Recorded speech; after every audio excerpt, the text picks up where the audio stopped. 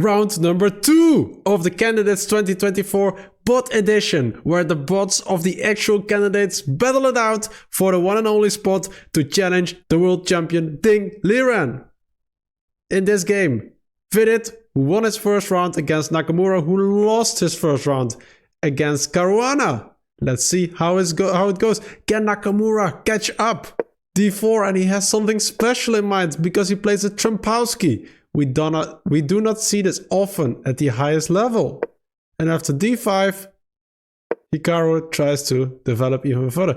Here the best move would have been C5 to attack the center, but Vidit decides to play knight to C6. That's not the right move. Hikaru develops, and here Vidit attacks the bishop. Bishop goes to F4 and E6. Now Hikaru tries to finish his development. Here the knight goes in between to prevent a trade-off of the bishop. But here Vidit has something interesting in store, and he plays the move knight to D7. Attacking this knight now 3 times, and you cannot defend it one more time. You have defended it twice, so you have to act, and that's what Hikaru did. Knight to D3, also protecting this bishop in case Vidit decides to trade it off. Vidit doesn't do it and plays A6. Here, bishop to E2. The computer would have liked queen to G4, attacking the G7 pawn, and also in case black castles, then this pawn hangs directly. Instead, that's what Hikaru did indeed, bishop to E2. Here also, the computer would have liked the move G4, attacking the position of black. After castles, and the move B5, trying to create some counterplay, Hikaru decides to trade off the bishop, and Vidit has this double pawn structure in the center of the board. It can be a pro, it can be a con. Let's see what happens with this. B4 trying to blockade the progress of these pawns, and Vidit tries to bring in a knight. Perhaps it will go here at some point. A4 attacking this pawn, and Vidit needs to make a decision. That is what he does. He takes a pawn and Hikaru takes back. Bishop B7, not too accurate, but okay, not the worst move either. Here Hikaru doesn't really know what to do. A good move would have been, for example, queen to D2, but he moves the queen to E1, and after queen to B6, he moves his queen here. So the queen went from here to there. That's not ideal. Then you basically lost a move, in a way. Vidit tries to open the center with the move E5, but Hikaru ignores it and attacks the knight and the pawn. Vidit needs to act again and takes the pawn. After a rook trade, bishop takes, the queen can take the free pawn on B5. So it is now 6 pawns against 6 pawns. And after black moves in the rook, Hikaru plays the move rook to A1. After rook A1, perhaps you're thinking you will lose a piece after the trade. But if you would take here, then also the bishop is hanging in the corner. But Vidit thought to have a nice move in between and takes this pawn. Look at these triple pawns. Okay, of course, Hikaru will take one of these pawns right now. And has quite a good position. He has a slight edge. Knight takes, pawn takes. These 2 pawns are not the best. But how can Hikaru exploit it? That's also not too easy. Let's see if he manages to. The knight comes in. After G3, there's some more shuffling to be done. And yeah, some moves happened. And in this endgame, both sides try to improve their position step by step. But yeah, the advantage for Nakamura has gone. And at this point, with 4 pawns here and 4 pawns for white as well. And yeah, in this position, after knight to B4, the players agreed to a draw. The first draw of Nakamura, and he's finally from the 0. Vidit has now 1.5. Is doing quite good so far. Then the second game of the round between Caruana, also won his first game against Abasov. Let's see what happened between the 2 of them. And here the move E4 is the first time of E4, quite rare in this tournament. But let's see what happens. Here Caruana has something special in store and goes for the Vienna Gambit. We don't see this often at the highest stage. And here Abasov decides to counter the center. What a position already. After 3 moves. F takes and knight takes. Now Caruana decides to defend the pawn and black develops and also protects his pawn at the same time. Bishop b5, pinning this knight. There's also some checks looming here. Takes, takes, and so Caruana has already a double pawn here, but has a good pawn in the center as well. Bishop in between to protect against the pin. Not the most accurate move. Castles, and now the bishop has to go back. So far so good. Let's see what happens until now. Caruana still has a good pawn, has development of these 2 pieces. The bishop perhaps will go out from these 2 squares to this diagonal. Let's see what happens next. After the move d4 and castles, there's a bishop move to d3, having a great diagonal, and Caruana has his connect 3 in the center of the board. Very strong. He has a slight edge at this point in time. And that's also what Abasov tries to counter with the move f6, attacking this connect 3. Caruana needs to decide what to do and decides to take on f6. Abasov takes back. Better would have been to take back with the rook, and perhaps, you know, it will come in the attack at some point. But after the move bishop takes, Caruana tries to bring in his queen at some point. And now here tries to attack on this side of the board, because this pawn is quite vulnerable. How are you gonna defend it in the long term? And that's also why Abasov played the move b5. Not a good move, but he tried to get rid of his weakness. But instead he'll just simply lose his pawn after a few moves. Right, Caruana is now a pawn up, although these pawns are doubled, but a pawn up is a pawn up. Rook here, and Caruana moves his bishop back. He has a clear advantage in this game at this point in time. g6, and the queen finally comes in and has a good file here. Perhaps can go to the side at some point, attacks this pawn, so black has to act. Does that with the move queen to d6, and after the trade also black has his doubled pawns now. Stopping also the progress of this pawn, obviously, but Caruana has a plan in store and is better at this moment. And he attacks this pawn. How to protect it? It's not so easy. Bishop to e7, quite passive. To b1, now coming in at this side of the board. Look at these bishops being very vulnerable and also protecting this pawn. This should be a winning position for Caruana. Knight to a5, and now Caruana attacks the knight here. Needs to move back, and now you bring in the bishop, and when the knight goes here, well, here Caruana moves in the pawn, protecting the bishop. If you take with the bishop, then you have a passed pawn here. Great pawn. Also blocking key squares from the knight. And if you take the pawn, then you take the pawn back with a check, and you've now resolved your double pawns which you had before. And now Caruana decides to block this pawn, making sure it's a weakness for the rest of the game, and winning it at some point perhaps. Rook to f8. Bishop to g3. Rook to f7. Some shuffling going on, but Caruana brings in the knight eventually. Look at this. Rook to e8, protecting this bishop. And now Caruana brings in his knight. Beautiful, right? It has so much future over here. King comes to the defend, and now Caruana attacks his pawn twice. And Abasov cannot defend it more than once. And if this pawn falls, you have two passed pawns, two connected passed pawns, which is definitely winning. The computer gives Caruana an advantage of 4. Rook here, bishop goes back, takes. Okay, you take the pawn, but rook, the knight is hanging as well. You slide back the rook, you protect the pawn, and yeah, with a bishop more on the board, it's winning for Caruana, and Abasov resigned in this position. Caruana moves to 2 out of 2. What a great start for him. What a success.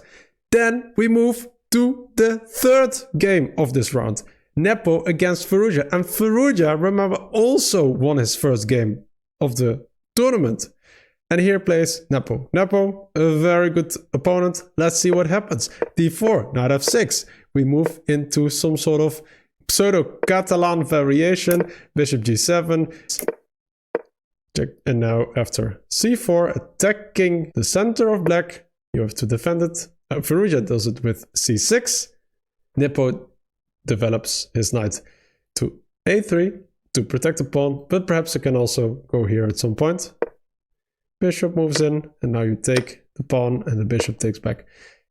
Again, we saw as the previous round in the Catalan, this is the strong bishop for white, and black tries to counter that bishop with the other bishop, with the black bishop on the white. Here Firouzja develops, and the knight goes to e3, attacking the bishop, and Firouzja needs to act. Does that by going to e4, bishop d2, and the knight has some really nice squares over here, protected as well.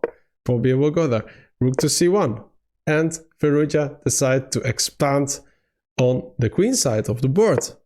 Rook to e1, protecting this pawn. Perhaps there will be a vulnerability at some point. There were more active moves, like for example the move b3, protecting the progress for a bit. But here in this position, after bishop to b4, Firouzja had a really good move, pinning this knight to the rook.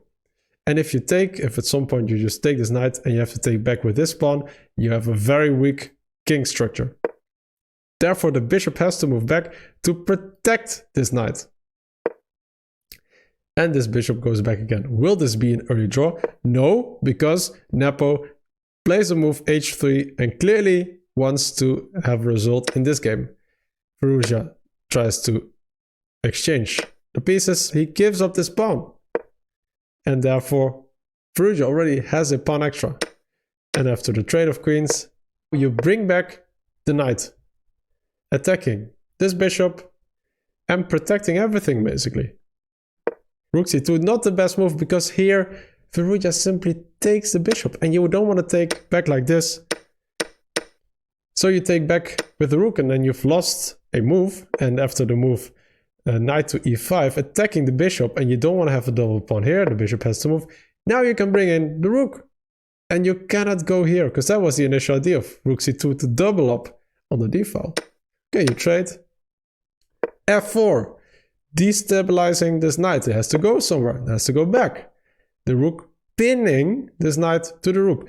But the knight is defended and you cannot really attack both knights. So in the end, the rook will slide to the other side of the board, getting rid of the pin. King to g7. And here, after some shuffling, in the end, Firouzja tries to break through the pawn structure. The best move would have been b4. But instead, Nepo decides to take. And this is not a good move, because this pawn is very weak. This doubles pawns, and black will win one or two back later anyway. So we should have kept the pawn on the board on b4. And again, immediately Firouzja attacks this pawn. He's in a winning position now. Nepo protects the pawn, attacking the bishop. You don't want to lose this bishop, so you will slide it back. Knight to d5. Best would have been to trade it. And if you take it back, the knight is positioned beautifully. Okay, you can play the move e4, but then you will go to, for example, f6. And this rook is also tied to this pawn. And if you go forward, then the rook goes back. Good position for black. But instead, here, Nepo played the move rook to d3. And this is a blunder. Knight a4 would have been a good move. Instead, Firouzja decides to go here, attacking this pawn. While it's also defended twice, of course. And after e4, you have to move your knight. And Nepo attacks this pawn. You bring it forward. This pawn also protects the knight. And Nepo decides to attack this pawn. But now you go here with the knight, attacking the rook. And there's a nice sequence of moves. After the move e4, you take the rook, you take the knight, you take the pawn, you take the knight. And then in the end, this pawn is hanging. So Firouzja had 2 pawns and a rook against 2 knights. But here, Nepo wins this pawn, but this pawn is hanging as well. And Firouzja has a passer and is likely to win this game because he also has an extra pawn here. So after the move knight to d4, the rook goes to the side of the board, check, and this is quite strong.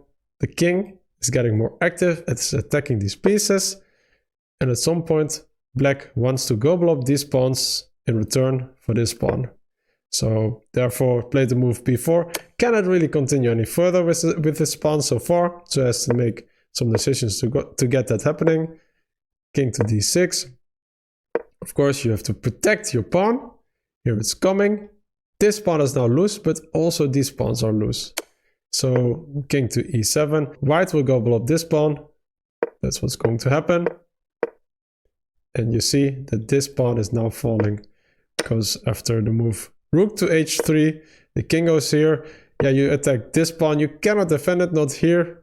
Not here. So king takes and you take the pawn. And this is simply winning with 3 connected passed pawns and a rook against the bishop and the knight. So Firouzja securing his 2nd win of the tournament, tied with Caruana. And that leaves us for the last game, another clash between the Indians.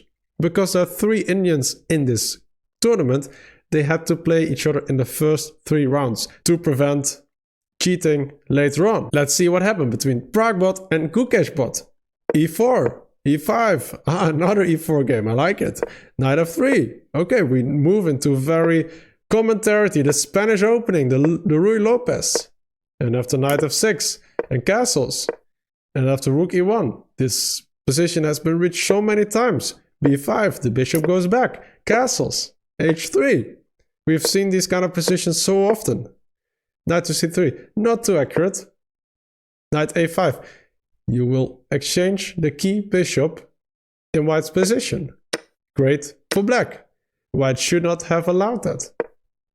c5, knight to e2. And here, the best move for black would have been knight to h5. Getting away for this pawn to move. Or perhaps at some point, going here as well. But that's not what happened. And Gukesh played the move b4, trying to secure white's position over here. But now this knight will reroute eventually to f4.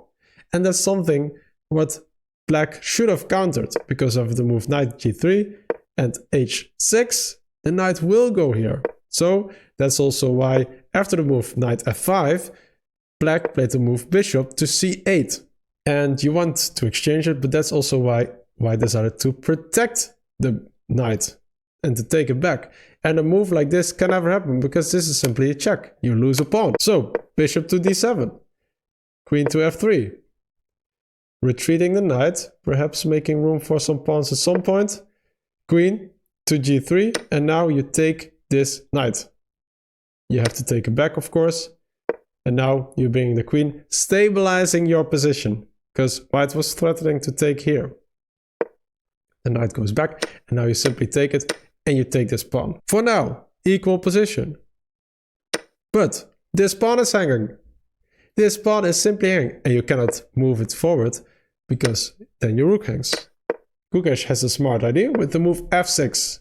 This pawn is already protected, so this is not a mate, because you can simply take the queen. And the rook slides in. You can double up your rooks here and attack this pawn with 2 rooks. Is that what he's going for? Let's see. Queen h5, bishop retreats, because now you were planning to take this bishop. The queen goes back, and now the move f4, opening up the position. But this rook is a bit misplaced. Let's see what happens. And here, Pragg played a curious move, f5. Locking up the position. Why he played this, that's a bit unclear. Queen to h5. Attacking this pawn.